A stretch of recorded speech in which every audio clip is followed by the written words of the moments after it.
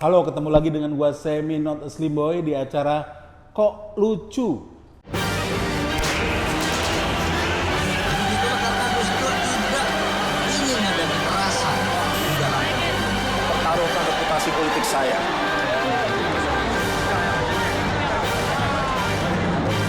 Kok lucu?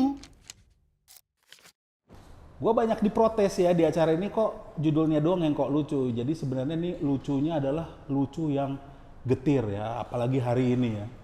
Jadi kalau misalnya gua di sini nggak ngelucu ya memang tujuannya di sini gua untuk menggali dari narasumber.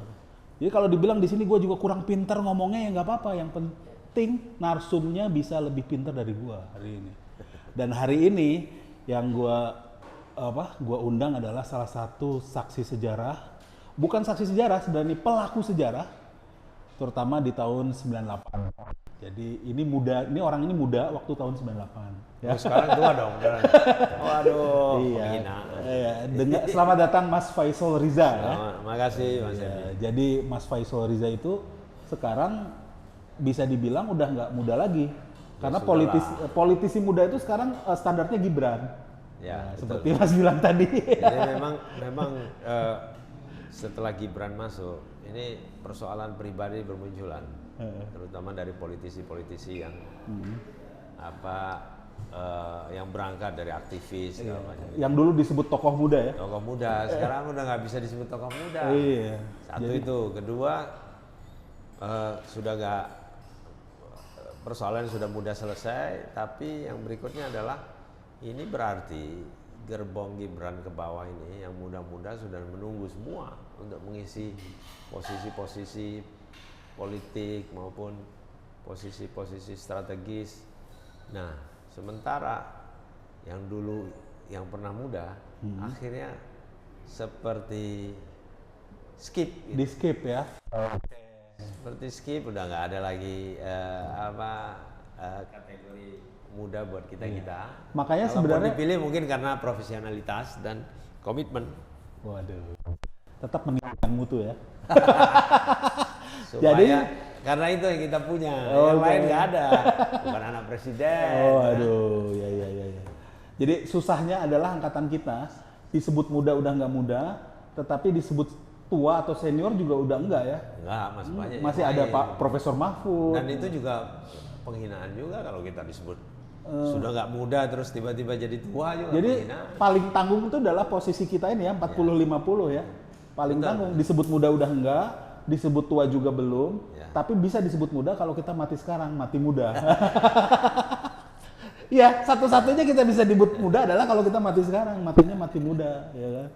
Jadi langsung aja tuh the point. Jadi mungkin teman-teman udah tahu ya 98 itu terjadi banyak hal, terjadi reformasi, sebelumnya didahului dengan penculikan aktivis. Tapi nama-nama yang terkenal di 98 itu kan terutama untuk orang yang melek politiknya baru-baru itu ya itu kan Mas Budiman, terus Pius Lustirlanang, terus Desmond, itu semua tahu korban penculikan. Tapi Mas Faisal Reza ini salah satu korban penculikan. Tapi nggak terkenal. Nggak terkenal. Nah tiba-tiba kemarin, Yang terkenal. yang penting terpilih ya. Amin. Udah 2 periode kenal aja. Nah, tiba-tiba kemarin di acara Mata Naswa, kayak menguakkan tabirnya. Jadi orang-orang tahu, oh ini salah satu juga. Jadi orang baru tahu nih. Dan kebetulan yang pelakunya adalah Prabowo juga ya. Kan ini banyak nih pelakunya 98 ini nggak tunggal ya. Ya. Jadi gimana tuh? Apa yang terjadi tahun 98 dengan Mas Faisal Riza? Sebelum saya menanggapi, saya mau berterima kasih dulu lah sama teman-teman komedian ini. Apa namanya? Komedi ya? Iya, stand up comedy. Stand up komedi.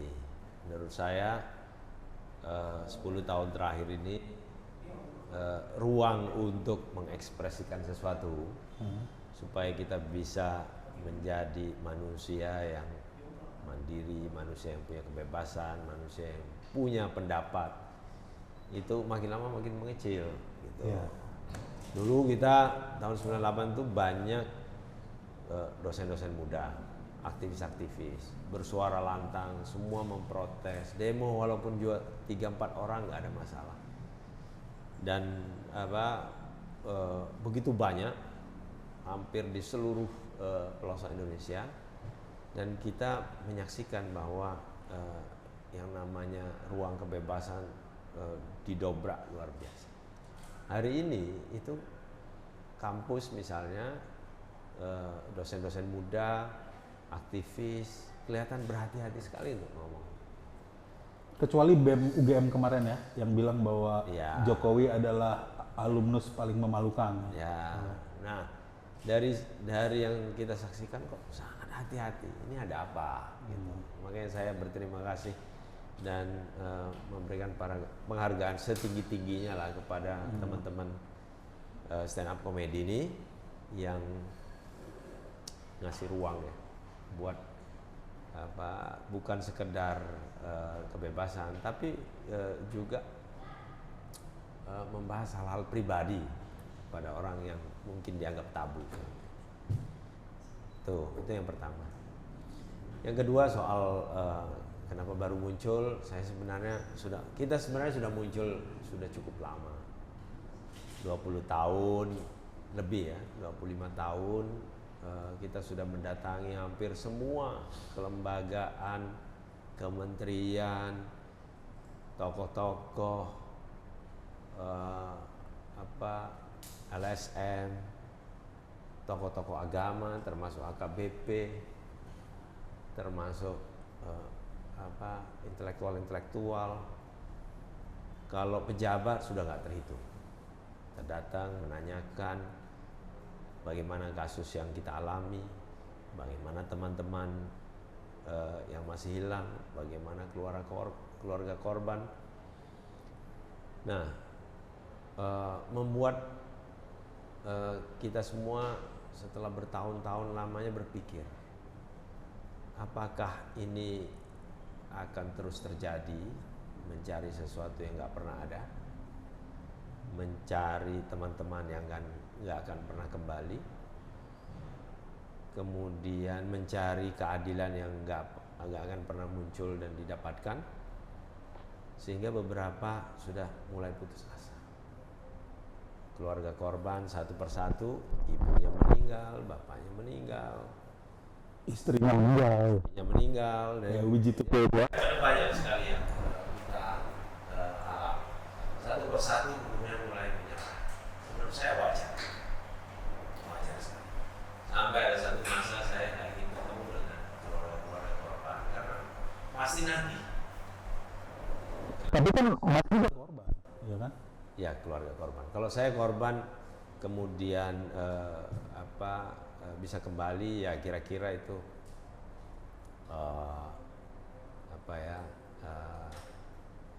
berkah juga buat saya.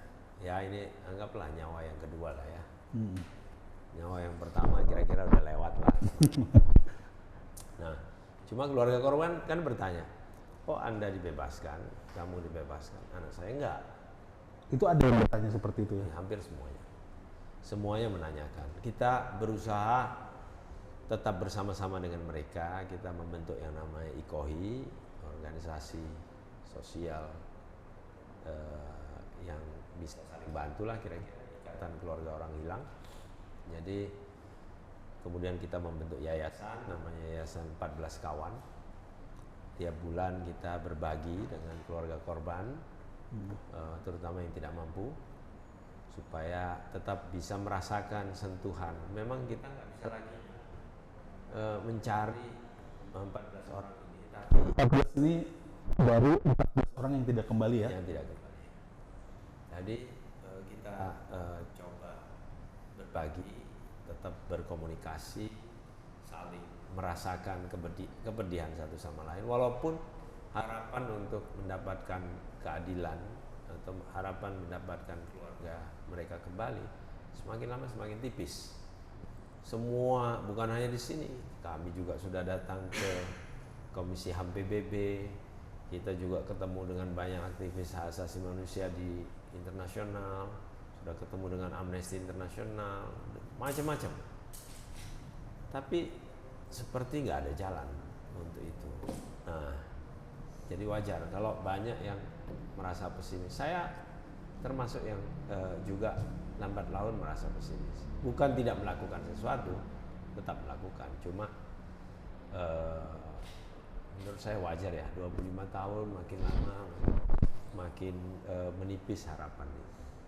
Nah, sedangkan sekarang kan hari ini dari salah seorang pelaku nih, Pak Prabowo, mengaku bahwa sebenarnya ini hanya isu yang diolah 5 tahunan. Jadi dia sebenarnya keberatan juga nih, kok cuma 5 tahunan, habis itu didiamkan. Itu setuju nggak sih dengan statement seperti itu? Gitu?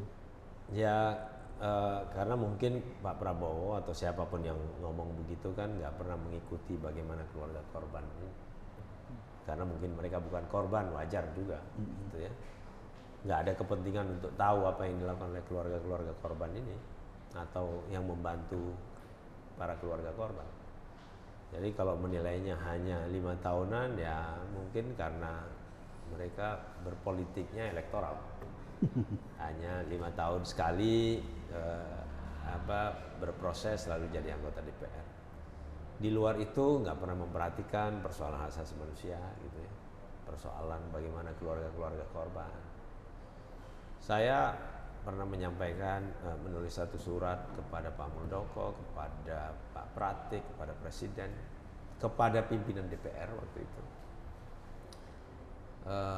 Rekomendasi-rekomendasi yang sudah dihasilkan, kenapa nggak dijalankan? Gitu. Itu salah satu yang saya lakukan, walaupun dalam keadaan yang pesimis gitu ya. Ketemulah dengan Pak Muldoko, ketemulah dengan Pak Pratik gitu.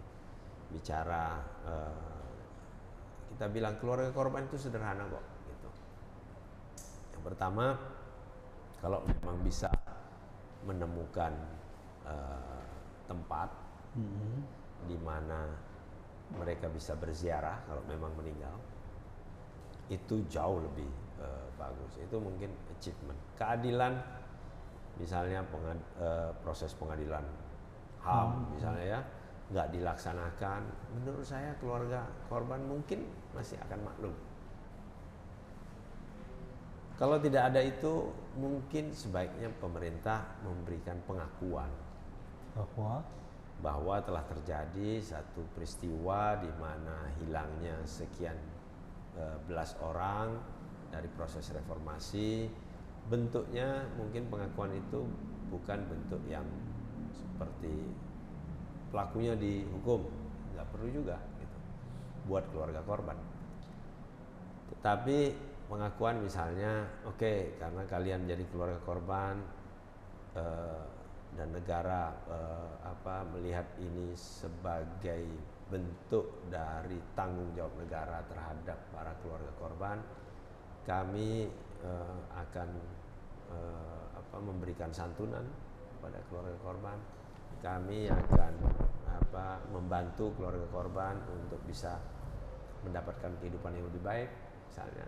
Jadi selama ini tidak ada ya dari pemerintah ya? Baru kemarin ada satu perhatian yang resmi dilakukan setelah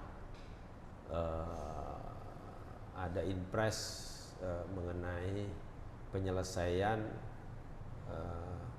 kasus hak asasi manusia di luar hukum. Jadi dikumpulkanlah keluarga-keluarga korban ini, diberikan semacam kartu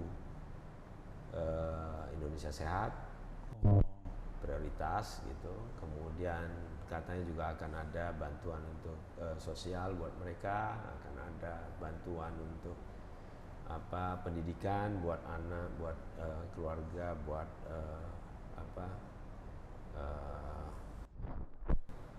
ya barangkali ada yang punya cucu kali ya. Iya.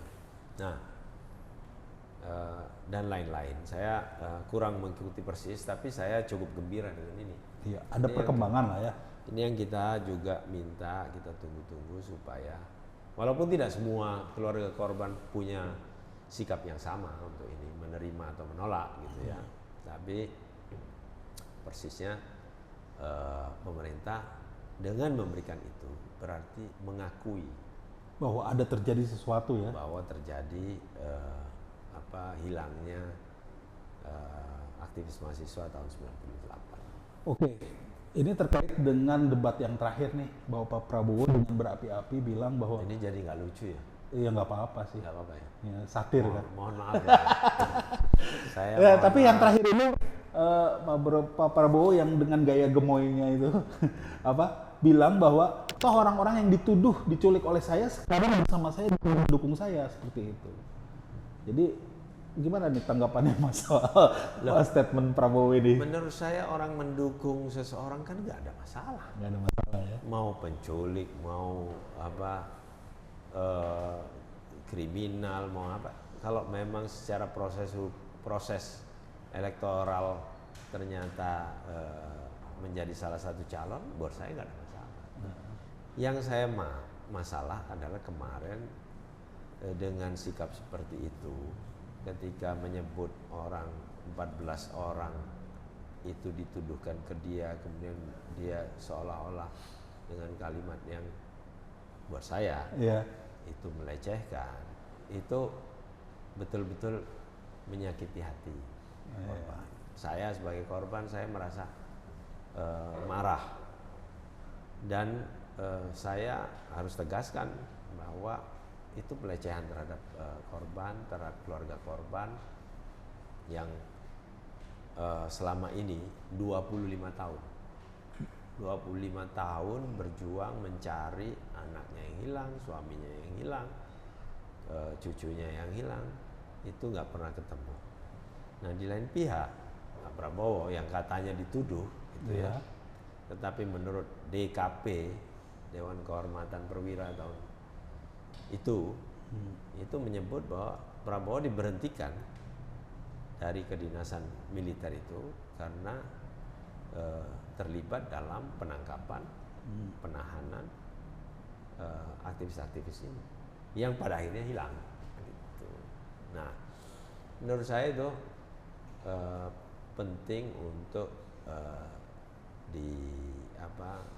dijelaskan. Saya tadinya berharap teman-teman saya juga yang mendukung memberikan masukan kepada Pak Prabowo yang dianggap terlibat dalam atau ada kasus hak asasi manusia di masa yang lalu, masukan yang baik lah, yang kira-kira nggak perlu bahwa saya harus bertanggung jawab, nggak juga, toh masih ada proses yang lain yang harus dijalani kalau untuk itu, pengadilan HAM ad hoc misalnya. Kalau itu kan pengadilan ad hoc itu termasuk salah satu rekomendasi ya. Betul. Tapi tidak dijalankan sampai hari ini ya. Sampai hari ini nggak dijalankan, dan untuk menyebut Pak Prabowo bersalah pun itu kan harus melalui proses pengadilan ad hoc. Nah, tetapi semua tahu, semua termasuk evidence di mana Pak Prabowo akhirnya diberhentikan dari militer karena ada persoalan penculikan aktivis mahasiswa. Itu menurut saya perlu penjelasan. Saya tadinya menunggu, berharap Pak Prabowo menjawab bahwa oke, saya memang pernah dituduh dan ada masalah masa lalu, saya akan selesaikan. Saya akan menemui pihak-pihak yang menurut saya punya masalah masa lalu. Saya sebagai pemimpin atau calon pemimpin, menurut saya akan ambil tanggung jawab. Itu tidak menjelaskan dia pelanggar HAM. Satu. Ya mungkin dengan jawaban itu dia mau coba menjelaskan dia tidak pelanggar HAM karena yang dituduhkan diculik oleh dia semuanya kembali gitu. Ini kalau dia ngomong begini, ngomong misalnya, oh saya nggak terlibat apa-apa, berarti saya Andi Arief gitu ya, Nezar yang Wamen Kominfo, terus Pius, keluarga korban yang lain, Pius itu berbohong semua selama ini 25 tahun. Tapi yang lucunya kan kayak Mas Pius, almarhum Desmond itu kan juga ada di partai dia gitu. Artinya itulah yang dibanggakan sama dia mungkin ya. Iya, gitu. Saya kira itu jalan politik masing-masing orang ya. Iya. Cuma tapi istilahnya dari Mas statement dia bilang, oh yang saya culik, yang dituduhkan diculik oleh saya itu semuanya bersama-sama mendukung saya, itu sebenarnya sebuah statement yang menyakitkan ya. Ya karena saya, yang lain-lain kan beberapa masih tidak dalam posisi mendukung dia gitu. Ini terlepas dari soal elektoral, terlepas dari soal pilpres ya. Jadi kalau kemudian kami atau semua orang yang dianggap menjadi korban atau keluarga korban itu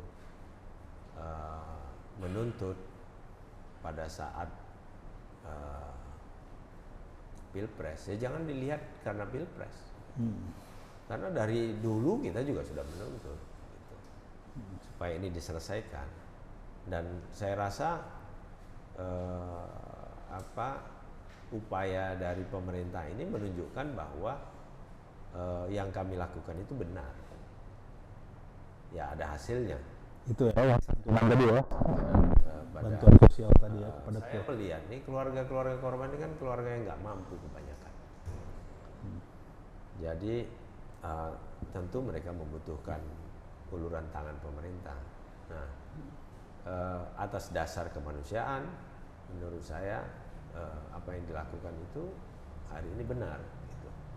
Dan kalau itu dilakukan kepada saya dan kepada yang lain-lain itu dianggap benar, maka kasus itu ada. Kalau kasus itu ada, kalau korban ada, tentu ada pelaku kan itu. Nah, kalau pelaku atau tertuduh pelaku tidak ingin disebut pelaku, ya mari kita buktikan sama-sama. Melalui apa? Melalui proses hukum. Tapi oke lah, proses hukum itu panjang. Proses hukum itu memerlukan turun tangan pemerintah segala macam. Mungkin tidak harus segera melakukan itu, cukup sampaikan saja bahwa memang ini masalah. Saya kira kalau Pak Prabowo menyampaikan itu, mungkin orang akan lebih respect. ya. Tapi kembali ke tahun 98, Mas sendiri kan waktu itu pelakunya nggak tunggal ya, di antara dulu namanya masih ABRI ya. Artinya pelakunya itu tidak tunggal ya. Jadi Mas ini memang diambilnya sama tim Pak Prabowo ya. Ya tunggal nggak tunggal Kita waktu nggak tahu. itu kan analisis ya. Iya. Tapi Mas sendiri diambilnya sama timnya Pak Prabowo ya. Ya namanya tim Mawar. Mawar ya. Bagus juga. Diambil terus diinterogasi gitu. Interogasi ya, diambil di LBH, dari LBH bukan. Saya dari LBH keluar lari karena dikepung kan, kemudian lari, dikejar, masuk ke RSCM. Di RSCM itulah kita saya bersama almarhum Jati. Tapi almarhum Jati ini kan meninggalnya bukan di situ ya. Nah, meninggal tua ya. Meninggal kemarin Iya. bulan Agustus Iya. yang lalu. Nah, terus masuk nih. Terus tahu di situ udah katanya ada Desmond, ada Pius juga. Tahu ketemu di situ atau setelahnya itu? Jadi setelah ditangkap, dibawa ke satu tempat, diinterogasi selama beberapa hari. Beberapa hari ya. Beberapa hari itu ya kira-kira di meja lah gitu, tidur di kursi gitu selama beberapa hari. Lalu setelah itu baru dibawa ke sel. Ada beberapa materi pertanyaan yang kemudian diikuti dengan kekerasan gitu. Saya kira semuanya mengalami lah. Kalau jawab 1 pukulan, nggak jawab 2 pukulan katanya. Ya. Habis itu dimasukkan ke dalam sel. Nah, di sanalah saya kemudian bukan mengenal, ada ketemu bicara, enggak ketemu muka. Ada Desmond, ada Pius, Haryanto Taslam, Jati kan walaupun ditangkapnya sama-sama kan terpisah. Oh. Mau mereka menurut saya ya maklum ya, di Mawar ini kan dipimpin oleh almarhum juga Bapak Kristiono, ini baru lulus dari satu sekolah di teror di Inggris, lalu diperintahkan ambil satu operasi seperti ini. Jadi begitu Jadi bukan hanya penculikan dan interogasi, ada penyiksaan juga kan?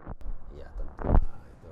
Ya, artinya bukan hanya ditanya-tanya kemana aja makan apa gitu kan, tapi sambil ada kekerasan ya. Anda bersama siapa jalan gitu kan, kan pasti nggak ditanya begitu. Ini gerakan mahasiswa di beberapa tempat ini siapa yang memimpin? Iya, iya. Padahal itu sebenarnya organik juga ya. Ya. Mahasiswa itu organik kan. Terus hubungan di antara gerakan mahasiswa, hubungan dengan beberapa tokoh, Ya, Amin Rais ditanya juga. dengan Megawati, dengan Gus Dur, macam-macam, ya tentu. Ditanya juga. Terus beberapa kegiatan yang mereka pantau di Jakarta, mereka juga. Yang saya baca juga ada ditidurkan di dalam es, itu benar atau cuma rumor itu? Ya mungkin karena saya kepanasan kali mereka bantu saya bawa ke ruang dengan es gitu. Luar biasa ya, kalau saya mungkin emosinya menceritakan itu marah, tapi Mas ini sambil senyum. 25 tahun. 25 tahun ya. Dulu saya ada trauma-trauma setelah itu. Misalnya, Nah, bentar dulu. Itu urusan psikologi belakangan. Nah, habis itu kan, akhirnya berapa hari itu dilepas gitu. Terus kenapa? Apa dianggap tidak berbahaya atau gimana gitu? ya mungkin betul, mungkin nggak berbahaya saya. Nggak berbahaya ya? Nggak berbahaya, jadi dilepas lah karena itu. Berapa hari itu? Ya berapa itu? 60 hari lah kira-kira. 60 hari? Lama juga ya, 2 bulan ya? Ya lumayan. Aduh. 2 bulan. Itu 60 hari itu konstan tuh penyiksaannya atau cuma di awal? Enggak lah. Kalau 60 hari disiksa terus, wah jadi burger gitu. Begitu Jadi ya. ya paling seminggu ditaruh di sel, 2 minggu lalu dibawa lagi 3 hari, kirim lagi ke sel.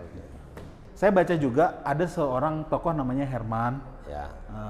Itu ternyata dilepasnya bareng sama Mas Pius ya. Mas Pius itu katanya dikasih ongkos balik ke Purbolinggo. Probolinggo atau Purbolinggo? Saya maksudnya. Ya, sorry, Mas Faisal. Ya. Dikasih ongkos untuk balik ke kampung bareng-bareng dengan Herman ini juga dilepas, tapi Herman ini akhirnya nggak tahu kemana gitu. Padahal dilepas di hari yang sama katanya. Saya nggak terlalu yakin dengan hari yang sama karena seingat saya Herman ini sudah dilepas saat saya masuk sel. Jadi dia mungkin nggak lama di sel, mungkin sekitar kalau di selnya mungkin sekitar 2 harian. Tapi mungkin kita sudah seminggu di sana. Jadi waktu saya masuk itu tempat atau sel yang saya tempati adalah sel bekas Herman. Oh gitu, dikasih tahu sama teman-teman lah ya. Ya, jadi sudah keluar duluan. Jadi dan nggak pernah kembali setelah itu. Nggak pernah dikembalikan, bukan kembali, kan dikembalikan. Artinya taunya itu adalah setelahnya bahwa yang namanya Herman ini akhirnya nggak pernah kembali ya. Betul. Nah, saya orang yang terakhir dilepaskan. Jadi pasti tahu persis Satu-satu siapa yang dilepasin ya? siapa yang dilepasin, terus siapa yang kira-kira datang gitu saya tahu. Pasti bukan Herman. Datang Tegang nggak begitu misalnya tahu, misalnya kalau yang terakhir kan berarti tahu nih, oh ini Pius dilepasin, Desmond dilepasin nih, gue kapan nih gitu. Iyalah. Ada juga ya? Adalah.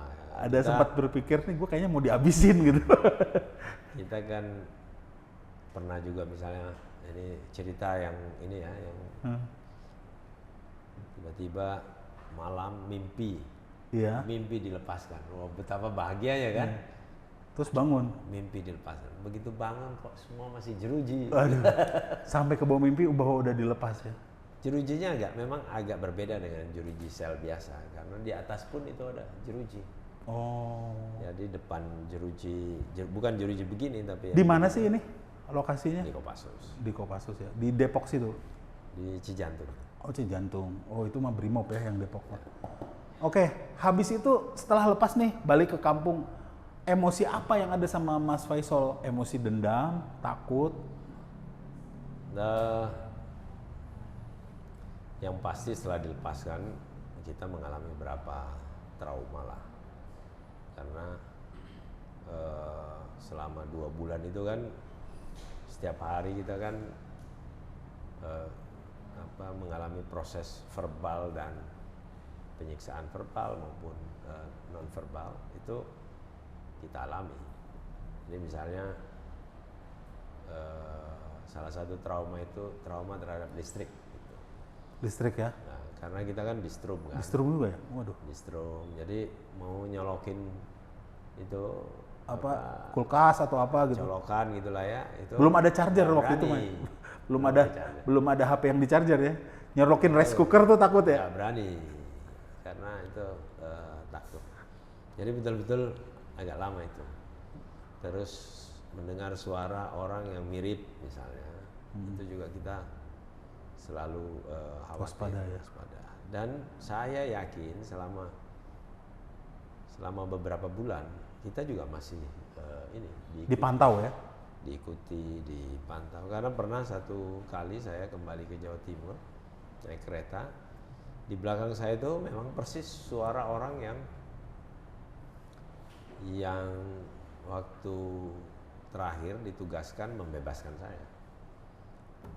Jadi suaranya menurut saya dia. Apalagi pada saat itu masih ngomong soal Orde Baru dan Soeharto kan, mereka kelihatannya di belakang berdiskusi tentang itu, dan suara itu saya dengar lama itu betul-betul membela Soeharto gitu. Jadi sengaja kayak orang yang lagi chit-chat sebenarnya meneror gitu ya? Ya, Gitu ya. dan itu waduh hilang lagi gitu. Jadi itu kondisinya lagi di rumah ya? Lagi di kampung lah ya? Di rumah orang tua? Enggak, saya kembali, saya dibebaskan itu kan dari Gambir, dikawal gitu oleh mereka sampai di Surabaya. Saya nggak kembali ke Rumah? karena masih khawatir ada apa. Ternyata memang betul di rumah itu sudah menunggu petugas dari Polda yang akan menangkap secara resmi. Jadi istilahnya hukum sipilnya ya? Hukum sipilnya. Nah, itu yang mau dilakukan. Nah, karena saya nggak pulang ke rumah, akhirnya kan nggak jadi. Jadi sekian Jadi lama memang saya pindah-pindah tempat. Memang nyawa keduanya tuh bener-bener ya? Ini kayak kebetulan. Saya cuma sedih aja waktu itu merenung lah di ruang sel itu. Waduh, ini pertama kalau saya mati, orang tua saya nggak tahu matinya di mana saya ini. Iya. Terus yang kedua, saya belum punya pacar, Oh gitu ya. belum punya keluarga gitu kan. Oh, berarti saya nggak menyisakan apa-apa ini di dunia. Tapi itu renungan-renungan yang mungkin karena memang nggak ada aktivitas namanya di dalam sel. Iya. Tapi keluarga nggak tahu kan Mas diculik? Taunya nggak ada kabar aja kan? Saya waktu itu berpikir bahwa keluarga nggak akan ada yang tahu. Tapi ternyata Nah, saya baru setelah sampai di Surabaya, saya telepon ke rumah. Begitu saya dengar suara ibu saya, terus ibu saya menjerit, baru saya sadar, oh berarti ibu saya tahu. Saya nggak pernah menanyakan lagi, tapi buat saya itu sudah cukup mengkonfirmasi bahwa keluarga saya tahu. Nah, baru cerita lengkapnya mereka sampaikan setelah sekian lama saya di luar ya. Mereka cerita bagaimana proses ibu saya, kakak saya datang ke Jakarta mencari saya, ketemu Munir, ketemu LBH, ketemu beberapa tokoh politik ya. Kemudian ketemu dengan Komandan Puspom gitu ya, untuk mencari anaknya yang hilang lah kira-kira. Jadi saya waktu itu merasa ternyata usaha ibu saya yang mungkin didorong oleh keinginan yang besar mencari anaknya berhasil. Jadi doa ibu lah ya sampai hari ini bisa jadi anggota Ya, DPR di Komisi 6. Pasti. Ya. Nah ini Prabowo katanya ada ngomong gini, ke Mas bener atau enggak ya? Beruntung nih yang diculik sama saya, kalau enggak mah nggak balik tuh. Kata siapa? Ada lah dengar-dengar. Pernah ngomong gitu nggak dia? Dan apakah valid seperti itu atau sebenarnya alasan Mas itu dilepaskan tuh apa? Apakah ada desakan dari pihak internasional atau siapa gitu? Saya juga dengar dari beberapa orang menyampaikan itu, tapi saya nggak terlalu yakin karena di dalam hukum militer itu hampir tidak ada alasan untuk melepaskan tahanan yang memang tidak ditahan atau tidak diketahui orang, mereka ambil kemudian dilepaskan lagi, gitu ya. Apalagi itu politik. Dan nggak ada saksi juga kan? Nggak ada saksi. Ada banyak kasus tiba-tiba udah hilang aja, pokoknya sekian lama. Nah, kenapa dilepaskan? Saya lebih yakin bahwa memang dunia internasional yang saat itu sedang punya perhatian kepada Indonesia memaksa pemerintah Indonesia untuk mengikuti prosedur atau proses reformasi yang mereka sudah buat. Salah satunya adalah tidak boleh ada penahanan di luar Prosedur hukum lah ya. kelembagaan resmi dan prosedur hukum. Nah, gonjang-ganjing tentang mahasiswa hilang karena saya pernah mendengar di radio, karena di sel kita itu diputar radio dengan volume tertinggi dan hidup selama 24 jam. Saya dengar waktu itu Buyung Nasution almarhum itu salah satu pengacara hebat lah ya. Iya tahu. Itu meminta pemerintah untuk membebaskan aktivis-aktivis yang ditahan, yang diculik dengan segera. Gitu. Nah, saya kira bukan karena Buyung yang menekan, tetapi karena Buyung memiliki atau teman-teman pro demokrasi ini memaksa dunia internasional untuk kembali memaksa pemerintah Soeharto waktu itu membebaskan, akhirnya kami semua dibebaskan. Iya.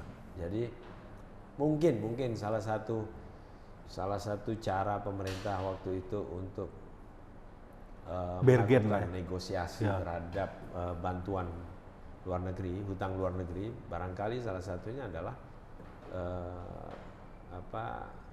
dunia internasional meminta pemerintah Indonesia untuk melepaskan yang ditahan. Gitu. Jadi bukan gara-gara istilahnya niat baik lah ya. Saya kira. Apalagi penculikannya nggak ada saksi, terus tempatnya di mana juga nggak ada yang tahu kan? Ya betul. Ini agak sulit untuk itu dianggap sebagai inisiatif pribadi. Pasti ada perintah dari mungkin di atasnya Pak Prabowo atau di atasnya Panglima TNI untuk membebaskan. Iya. Terus ini tahun berapa sih kejadiannya tepatnya? 98. 98. Dan 99 sudah memimpin PRD untuk ikut pemilu pertama pasca reformasi ya? Iya, betul. Di situ ketua PRD kan? Ketua PRD. Saya ingat saya waktu itu masih mahasiswa ya teman-teman. Lihat di TVRI, karena waktu itu tuh ada 48 partai atau berapa ya? Iya betul. Kita nomor 16. Iya pokoknya yang kecil-kecil dulu disebutnya partai gurem aja. PRD ini salah satu partai gurem lah waktu itu. Itu bergiliran kan? Nah, nanti ada tiga debatnya lah seperti itu, macam-macam debatnya. Terus hostnya tuh bilang, ini Faisal Reza ini mewakili PRD yang maaf ya kalau kita sebut ini partai yang Anda disebut radikal, lalu di-cut langsung sama beliau ini. Kami memang radikal. Wah. Seberani itu dulu ya. Mungkin karena baru berbaring di balok es ya.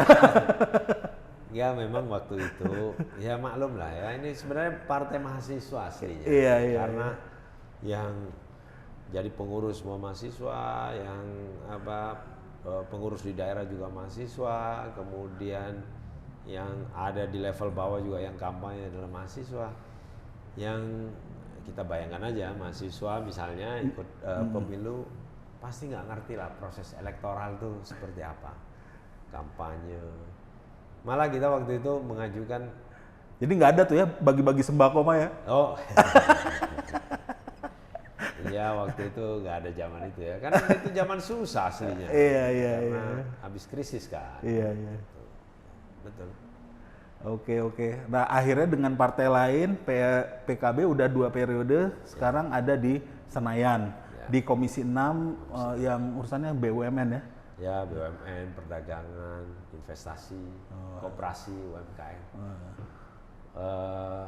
Saya sengaja memilih itu karena saya ingin tahu postur keuangan negara dan bagaimana mengelola negara ini seperti apa gitu. Selama ini kan selalu berhubungan dengan teman-teman hak asasi manusia, dengan teman-teman pejuang lingkungan hidup. Harusnya kan lebih cocok Mas tuh di disabilitas. Komisi 3 gitu ya?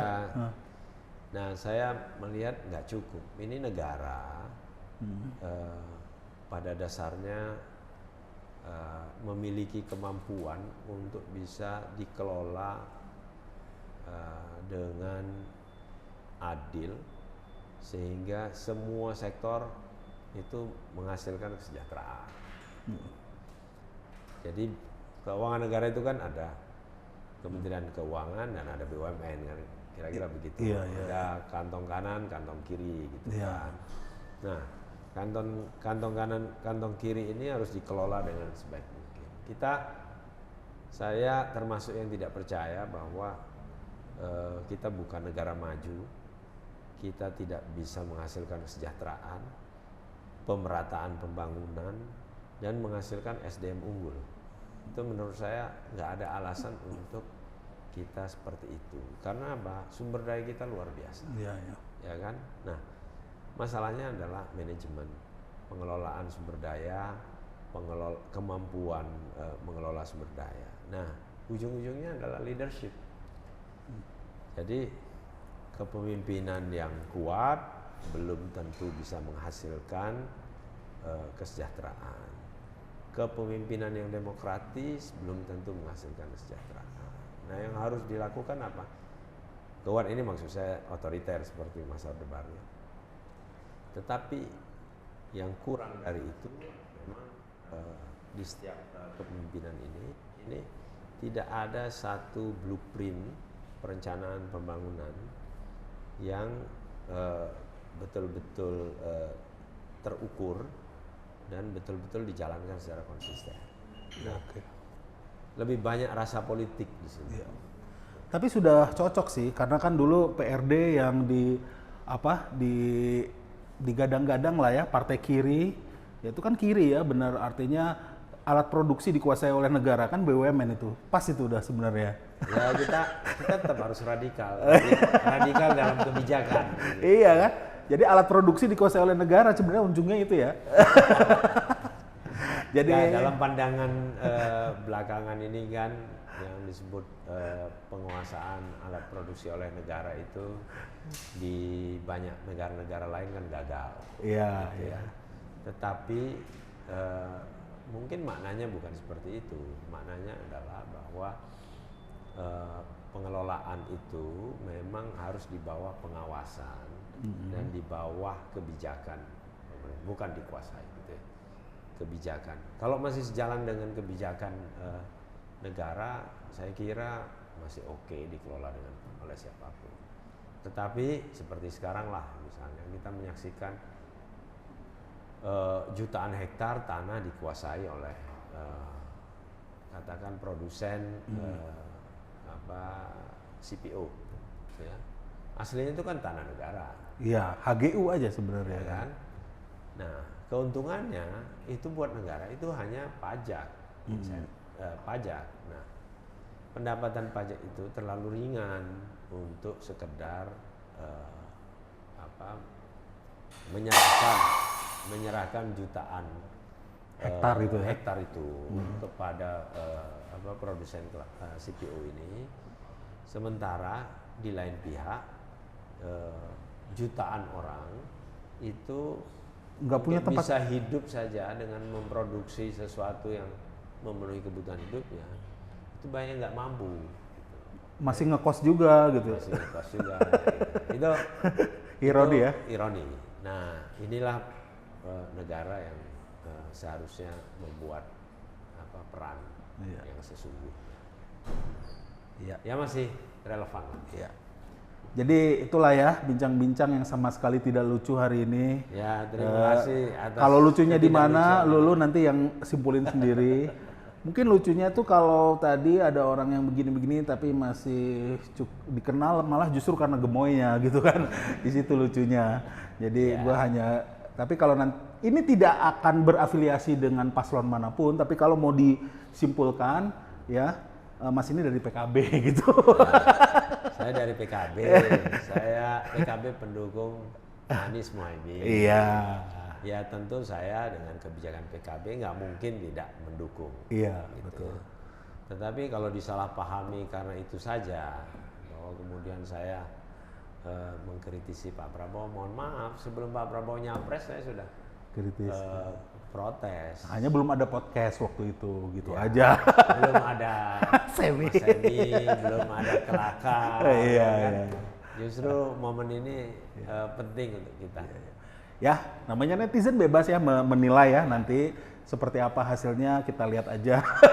Makasih Mas Faisal Mas Riza Emi, udah ya. datang ke sini. Sehat terus dan juga salam untuk 14 orang ini. Ya, 14 keluarga ini. Mudah-mudahan saya pulang selamat ini. Oh, selamat. Iya. Selamat, tenang aja. Saya udah ngelawak lama nggak hilang-hilang. Oke, terima kasih. Sampai ketemu lagi di episode berikutnya dari Kok Lucu.